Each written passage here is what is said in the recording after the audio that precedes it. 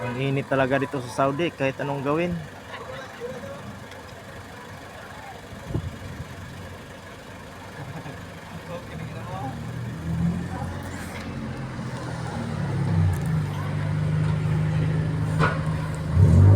Guys, tamang tago lang tayo dahil mainit.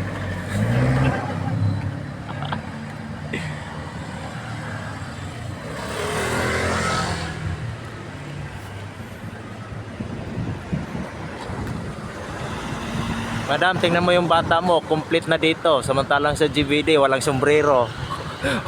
Walang hardat.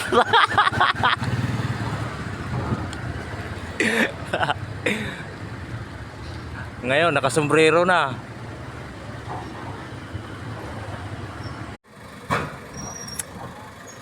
Ang init talaga dito sa Saudi.